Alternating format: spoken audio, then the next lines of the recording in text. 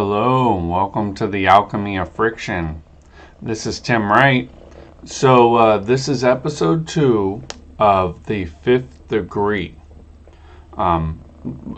Episode 2 is kind of my favorite one to do because this is the philosophical teachings of Albert Pike, how it overlays.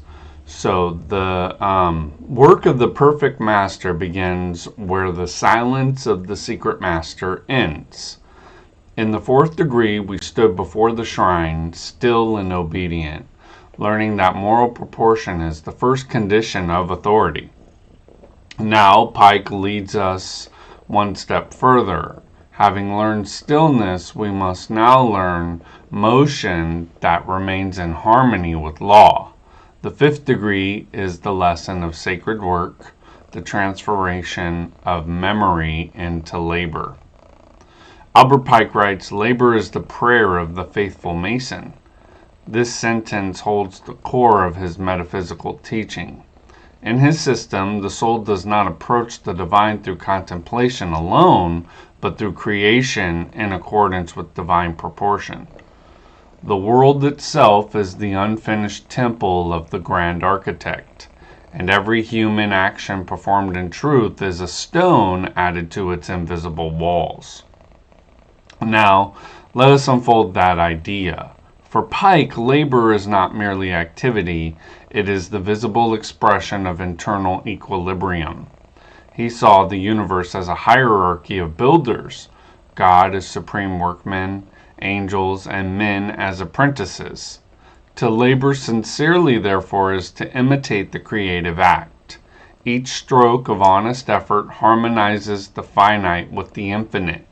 The chisel and the mallet are metaphors for will and understanding. When guided by conscience, they shape the raw material of existence and into form and meaning. He continues, "The true Mason builds not for himself alone, but for generations to come. The stones he lays are virtues. The mortar is truth." In those few words, Pike extends the idea of architecture from physical to the ethical. Virtue becomes material, truth becomes cohesion, and patience becomes design. Every moral act is an addition to the collective structure of civilization. Thus, labor is sacred because it outlives the laborer. Now remember the tomb of Hiram that stands in the center of the fifth degree. For Pike, that tomb is not a place of death, but of consecration. Memory, he writes, is the guardian of virtue. To remember is to keep alive the principle that once animated the master builder. The ritual act of commemoration transforms grief into gratitude. It teaches that ideals do not perish with those who first embodied them. They are inherited through faithful labor. Memory thus becomes moral continuity, the chain of builders across time. Now Rex Hutchins in A Bridge to Light echoes this view. He says, "The perfect master learns that to remember is to participate. The work of the past becomes the material of the present." He explains that every Mason stands in the lineage of Hiram, continuing the same architecture of truth. What was once physical construction has become ethical craftsmanship. The true temple is invisible, built from integrity, reverence, and patient action. Now consider the contrast between mourning and rebuilding. Pike saw that destruction and creation are two halves of one divine rhythm. The law of the universe, he said, is renewal. All death is preparation for higher form. When the outer temple falls, the inner builder awakens. Fifth degree enacts that transformation. The tears shed for Hiram water the seeds of new construction. Labor is resurrection, life reorganizing itself under higher measure. In my book, Dual Authority, it's interpreted in a language of polarity. Mourning corresponds to the divine law, honoring the eternal pattern that governs being. Rebuilding corresponds to human duty, the active restoration of harmony through work. Together they form the rhythm of existence, reverence and effort, memory and action, divine order and human obedience. The heart that once stood silent before the shrine now moves in measured motion, shaping the cubic stone of conscience. Now look again at that cubic stone.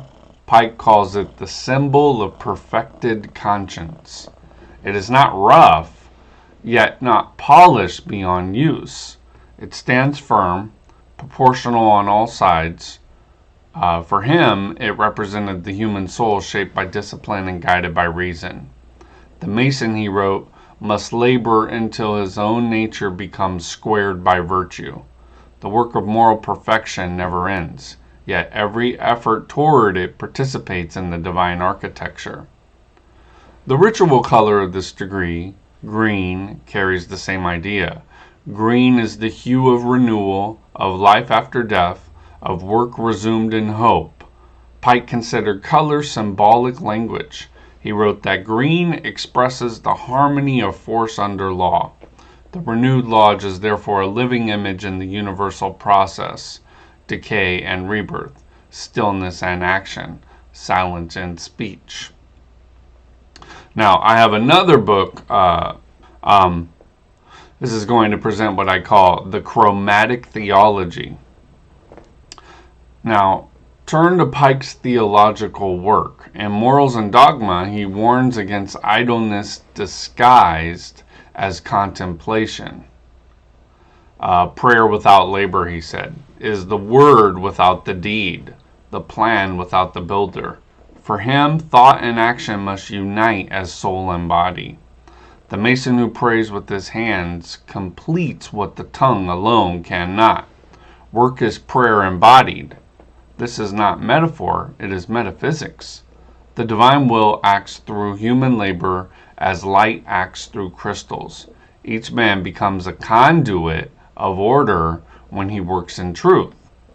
Hutchins translates this into the psychology of modern masonry. He says, the mason's tools are symbols of integration. They remind us that the physical act of labor refines the moral self.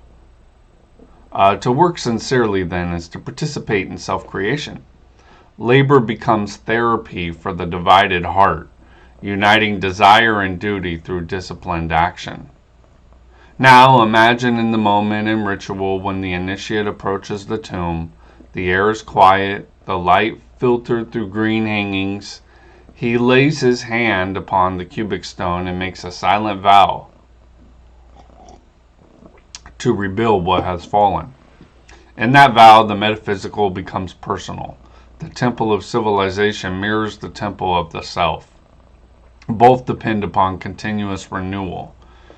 To abandon the work would be to allow proportion to decay. To resume it is to affirm the sacredness of order. Pike summarized this truth in one of his most resonant lines. All labor that uplifts humanity is divine service. There is no difference between sacred and secular work when both are performed with sincerity. The perfect master's duty is therefore universal. Every honest act, whether shaping stone, teaching, healing, or judging, becomes a ritual act when done in proportion and truth. Again, in dual authority, the double-headed authority of the Scottish Rite, basically. The mason becomes a co-creator with the grand architect when he labors in fidelity to the design of conscience. The heart that obeyed now begins to build. Here we see the central movement of the Rite, from silence to action, from contemplation to creation. The inner law has become the outer form. The mason's labor is not random effort, but continuation of divine symmetry. Now step back and recognize the continuity. The perfect master's lodge does not replace the secret master's shrine. It completes it. The obedience learned in the fourth degree is the foundation of every structure that will follow. Without that proportion, work degenerates into chaos. With it, every act becomes sacred. The sequence of the rite thus mirrors the rhythm of the cosmos. order emerging from silence, creation arising from memory. Rex Hutchin closes his commentary on this degree with the observation that the faithful mason is never finished. The work itself is immortality. That idea captures Pike's moral geometry in a single line. Immortality is not reward but continuity, the unbroken chain of creation through time. The temple is never complete because perfection is infinite. Each generation adds its own stones, and the structure rises forever towards unseen height. Now let the reflection settle. The fifth degree teaches that to work is to remember. Every task done with sincerity honors that what has been lost and prepares what is to come. The true act of mourning is construction, the transformation of sorrow into service. The temple lives because the builder remembers. Albert Pike wrote, "Faithful labor is the construction of the ideal."